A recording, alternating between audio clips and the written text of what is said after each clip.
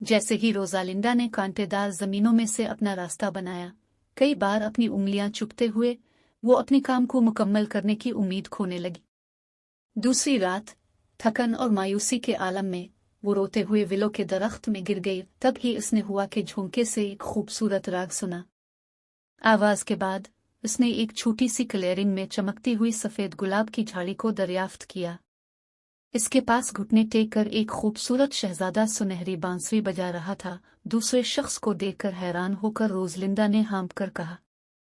शहजादा मुड़ गया और उनकी आंखें मिले, एक दूसरे के दिलों को गर्मजोशी से भर दिया। तुम्हें इस तारीख जगह पर क्या लाया है, मैली लड़की? उसने पूछा। रोजलिंदा ने अपनी तलाश और दुख के बारे में बताया। शहजादे का नाम लुमियर था और वो भी एक जादू में था।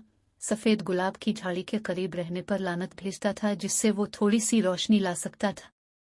इसने अपने जादुई बांसुरी के गानों से उसे कांटों से बचाने के लिए रोजलिंदा को इसके काम में मदद करने की पेशकश की। जैसे जैसे दिन गुजरते गए, उनकी दोस्ती अपने आसपास के खतरात के बावजूद गहरी मोहब्बत में फूलती गई।